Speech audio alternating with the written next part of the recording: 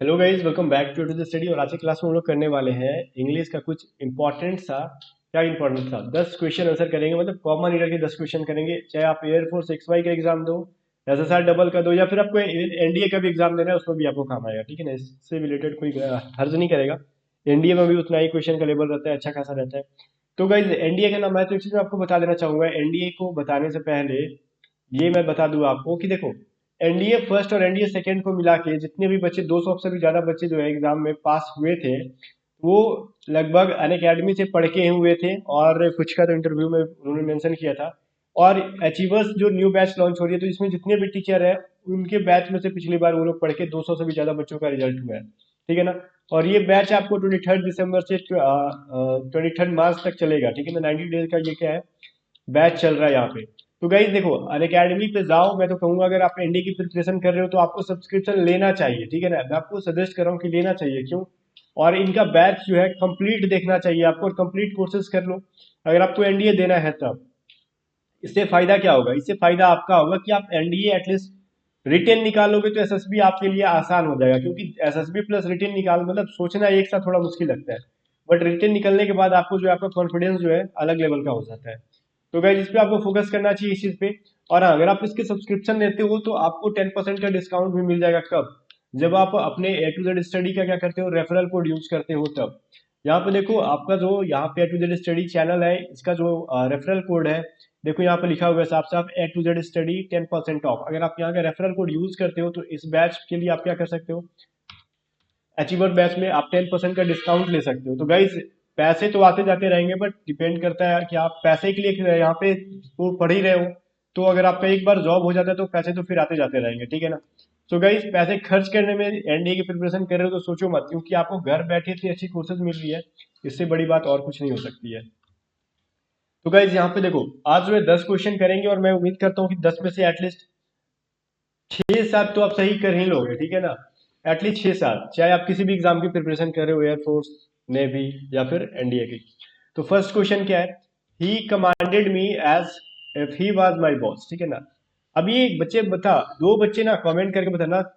मतलब बच्चों, दो क्वेश्चन का आंसर जिसने जिसने सही कर दिया फर्स्ट एंड सेकंड का, वो जरूर कमेंट करना कि फर्स्ट एंड सेकंड मेरा सही था। क्यों? क्योंकि थोड़ा थोड़ा ये लॉजिकल है, मतलब इसको आंसर सही खोज पाना थोड़ा मुश्किल है इन दोनों में, क्योंकि बहुत माइनर सा मिस्टेक है दोनों में। ही कमांडेड मी, यहाँ पे बोलोगे इसमें मिस्टेक ही नहीं है। क्यों? क्योंकि ही के बाद जो है कमांडेड V2 यूज है। बिल्कुल भी सही है, सब्जेक्ट के साथ V2 हम यूज कर सकते हैं।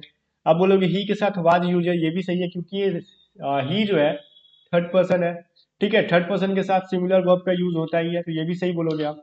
तो बोलोगे इसमें गलती है कहाँ? देखो, मैंने बोला था कि इसमें माइनर मिस्टेक है। अच्छा, एक वर्ड आपने एक सेंटेंस सुना होगा, if I were a word. ठीक है ना? I were a word. ठीक है? I would fly in the sky. ठीक है? ये वर्ड आपने सुना होगा, फ्लाई इन द स्काई। इसमें हमने क्या यूज किया है आई के साथ? यहाँ पे देखो, वेयर का यूज किया है। क्यों? क्योंकि ये काल्पनिक है। एक्चुअली आई के साथ तो हम वाज का यूज करते हैं ना, जनरल सेंटेंस में क्या यूज करते हैं, हम वाज का यूज करते हैं। बट एक काल्पनिक है, इमेजिन, यहाँ पे इमेजिनरी सेंटेंस है, इमेजिन कर रही है कि अगर मैं पक्षी होता तो क्या करता, आसमान में उड़ता। बट ये क्या है, ऐसे ही ये भी क्या बोल रहा है, उसने मुझे आदेश दिया, मानो कि वो मेरा बॉस है। मतलब ये एक्चुअली बॉस है नहीं, उसने बॉस की तरह, यहाँ पे बॉस को बस इमेजिन किया जा रहा है। ठीक है ना? उससे कल्पना किया जा रहा है कि वो बॉस की तरह उसने दिया। तो यहाँ पे ही के साथ वेयर का यूज होना चाहिए था, वाज का नहीं। ठीक है? चलो क्वेश्चन नंबर सेकंड, अब कमेंट जरूर करना कि किसने सही किया है। 5 summons have been issued by the district court but he is not turned up it। ठीक है? इट का यूज कहाँ करते हैं? एक चीज मैं बता दूं आपको, एट और स्टिल दोनों का मतलब होता है अब तक। और स्टिल को है जो ना, पॉजिटिव सेंटेंस या अफर्मेटिव सेंटेंस में यूज करते हैं। और YET 8 जो है इसको निगेटिव सेंटेंस में यूज करते हैं। जहाँ पे नॉट यहाँ पे यूज है तो बिल्कुल भी ये सही है, क्योंकि ये सेंटेंस ऑलरेडी क्या निगेटिव है। ठीक है? तो यहाँ पे ध्यान दो, इसमें गलती क्या है। यहाँ पे कुछ लोग बोल रहे होंगे कि फर्स्ट में गलती है, बट एक्चुअली गलती कहाँ पे ये बताओ। फर्स्ट में तो गलती है, बट गलत क्या है? देखो, 5 समन्स जो है ये सिंगुलर नाउन है, तो समन्स को प्लूरल बनाने के लिए क्या करते हैं हम लोग, समन्सेस करते हैं। ठीक है ना? चलो, समन्सेस यहाँ पे करेक्ट वर्ड हो जाएगा, क्योंकि जैसे न्यूज है हमारा, तो इसके भी एंड में ऐसा है। ठीक है? तो ये क्या है, आप इसको प्लूरल थोड़े बोल दोगे, ये सिंगुलर वर्ड है। She has reduced her consumption to considerably. ठीक है? अब ये कंसिडरेबली क्या है, एक तरीके का एडवर्ब है। कंसीडर क्या है, वर्ब है, और उसको एबल बना दिया हमने, उसके एलवाई कर दिया, मतलब इसको एडवर्ब बना दिया। आपको तो पता होगा एडवर्ब कैसे बनाते हैं, जनरली जिसके लास्ट में एलवाई लगता है वो 99% आपको वो क्या होता है, एडवर्ब ही होता है। तो उसने अपना कम किया, क्या कंजप्शन किया, ठीक है ना। तो कंजप्शन मतलब जितने खपत थी उसकी उसमें कम किया, तो यहाँ पे गलती क्या है, तो देखो टू प्लस एडवर्ब, ये तो कोई रूल होता नहीं है। एडवर्ब को भी इनफाइनाइट थोड़ी बनाते हैं, वर्ब को बनाते हैं। तो ये टू का यूज जो है गलत है, क्योंकि ये वर्ब होता, अगर कंसीडर होता तो हम टू कर सकते थे, बट ये कंसीडर नहीं, कंसीडरेबली है। तो इसके साथ एडवर्ब के पहले कोई किसी भी तरीके का इनफाइनाइट यूज करना गलत होता है, तो यहाँ पे टू नहीं आना चाहिए। क्वेश्चन नंबर 4 बोल रहा है it was difficult decided about breakup, ठीक है। ठीक है, ये मतलब डिसाइड करना कि ब्रेकअप करने के बारे में जो है डिसाइड करना बहुत डिफिकल्ट है।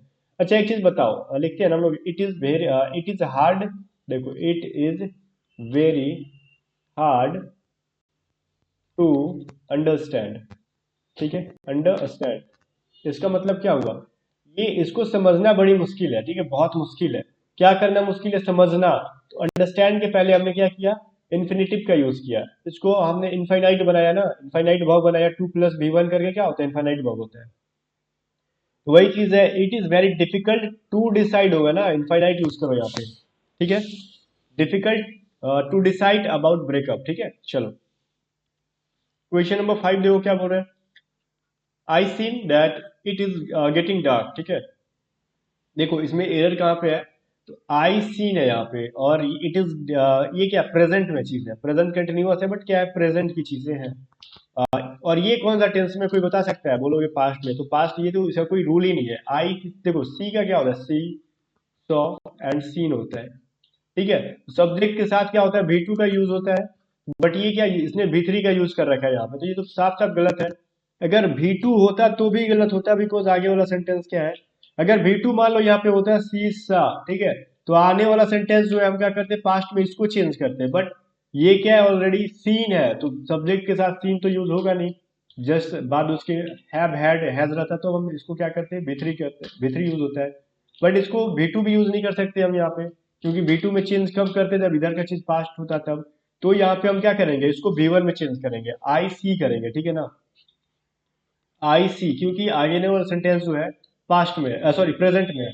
अगर आप बोलोगे कि क्यों ये ठीक है पास्ट में, तो हम आने वाले सेंटेंस को क्यों नहीं पास्ट में बदल दे रहे, बदल सकते थे कब, जब ये सही रूल पे होता है तब, अगर सब्जेक्ट के साथ भी टू का यूज रहता है तब जाके हम इसको पास्ट में चेंज करते। बट ये तो खुद अपने आप में गलत रूल लेके बैठा है, भी थ्री को लेके बैठा है, जो कि होता ही नहीं है सब्जेक्ट के साथ कभी भी थ्री। अभी देखो 6 नंबर क्वेश्चन है, our professor taught us that one should respect the religions of others as much as his own, ठीक है। बोल रहा है कि हमारे प्रोफेसर ने हमें क्या सिखाया भाई, कि हमें अपने या फिर किसी भी इंसान को रिस्पेक्ट करना चाहिए, अदर मतलब जितना हम अपने रिलीजन को, अपने धर्म को रिस्पेक्ट करते हैं, उतना ही दूसरे के भी धर्म को क्या करना चाहिए, हमें रिस्पेक्ट करना चाहिए। आपने प्रोनाउन चैप्टर पढ़ा होगा, उसमें क्या पढ़ा था प्रोनाउन में, अब तो आप समझते हो क्या पढ़ा होगा। वन से रिलेटेड जब भी सेंटेंस हो तो इसके बाद का जो है ना प्रोनाउन जो है, तो हमें वन से रिलेटेड ही होना चाहिए। जैसे हम ही के लिए क्या बनाते हैं, ही के लिए हिज बनाते हैं, ओके, ही के लिए क्या बनाते हैं, हिज बनाते हैं, तो वन के लिए क्या करेंगे, पॉसेसिव प्रोनाउन यहाँ पे यूज करना है, तो हिज नहीं वंस होगा, ओ एन ई एस, ठीक है। क्यों, क्योंकि यहाँ पे देखो ऑलरेडी वन से स्टार्ट है, वन शुड रिस्पेक्ट, ठीक है ना, अगर किसी को क्या करना चाहिए, रिस्पेक्ट करना चाहिए religions of others as much as one's own. अगर वहां पे ही रहता तब जाके हम हिज करते, बट यहाँ पे वन है तो हम इसके बाद क्या था, पॉसेसिव प्रोनाउन यूज करेंगे, वंस यूज करेंगे। ऑब्वियसली समझ गए होगे। क्वेश्चन नंबर 2 है, no sooner had she arrived at her friends arrange a reception in her honour in the best resort in the town, ठीक है भाई, चलो उसकी फ्रेंड ने जो है शहर के बेस्ट रिसेप्शन, मतलब रिजॉर्ट में रिसेप्शन की क्या किया, अरेंजमेंट किया, उससे बारे में बात नहीं कर रहे। बट देखो नो सुनर के साथ क्या होता है, हैड या फिर डिड दोनों में से किसी का भी यूज कर सकते हैं, कोई इरर नहीं है, तो ठीक है, हैड भी सही है, यहाँ पे कोई गलत नहीं है।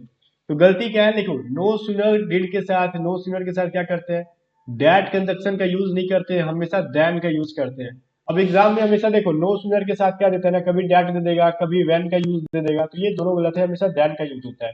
वैन का यूज कब होता है, हार्डली के साथ करते हैं, स्कार्सली के साथ करते हैं, इनके साथ वैन का यूज करते हैं, तो मतलब कंजक्शन चेंज कर देता है।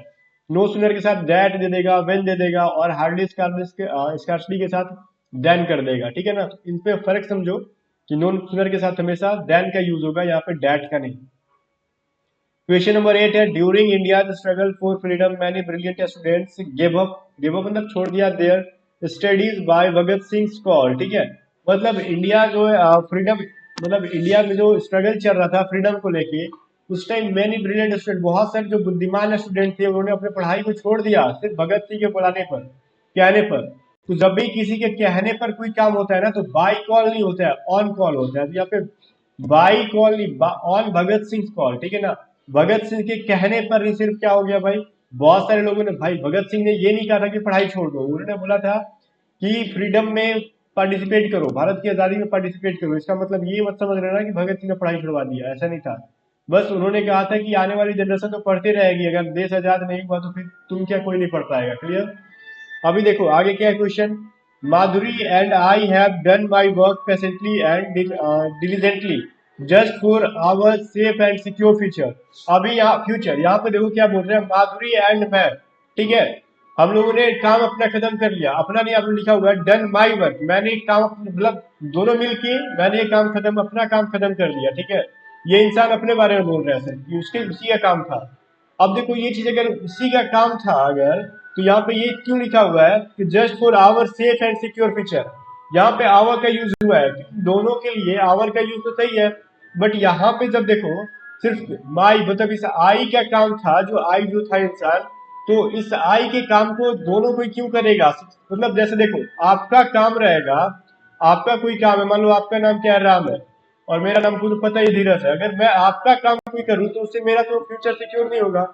अगर मेरा भी फ्यूचर सिक्योर होना तो जाहिर सी बात है कि हम दोनों का काम था, और जब हम दोनों का काम था तो हम दोनों के लिए यहाँ पे माई का यूज गलत है, आवर का यूज सही होगा। ठीक है, क्यों ऐसा लग रहा है हमें, क्योंकि यहाँ पे साफ साफ मेंशन है just for our safe and secure future, हम दोनों के बारे में बात की जा रही है ना, कि हम दोनों के सिक्योर फ्यूचर के बारे में था ना, कि हम दोनों का फ्यूचर फ्यूचर जो है सेफ हो जाए और सिक्योर रहे, इसके लिए तो दोनों का काम होगा, ये किसी एक पर्सन का नहीं।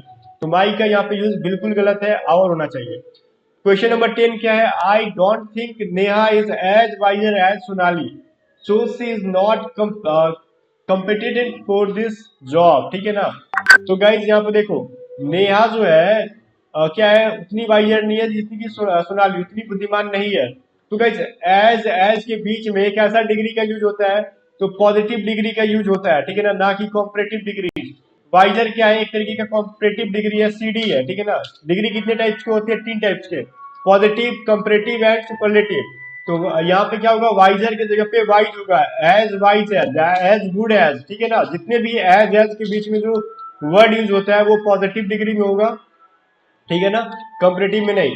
सो गाइस कमेंट करके बताना कि आज जो है 10 में से आपके कितने कॉमन ईयर सही थे। अगर 7 सही होंगे तो समझना कि आपकी तैयारी लगभग ठीक चल रही है, अगर 8 9 सही है तो ठीक है, जिसके 10 में 10 थे वो तो सुपर है। ठीक है, अगर 10 से भी कम तैयारी कर रहे हो आप लोग, मतलब 7 से भी कम मार्क्स आए हैं, तो ऑब्वियसली आपको मेहनत और करनी चाहिए। ओके गाइस, अगर वीडियो पसंद आया तो लाइक जरूर करना, कमेंट करके जरूर बताना कि आपके कितने मार्क्स आए, आप किस स्टेट से हो। ठीक है, और हाँ गाइस, अगर एनडीए की प्रिपरेशन कर रहे हो तो मैं आपको रिकमेंड करूंगा कि आप सब्सक्रिप्शन जरूर लो वो इस वाले बैच को पढ़ने के लिए, क्योंकि ऐसा मौका बार बार नहीं मिलता है। ठीक है, चलो मिलते हैं नेक्स्ट वीडियो में।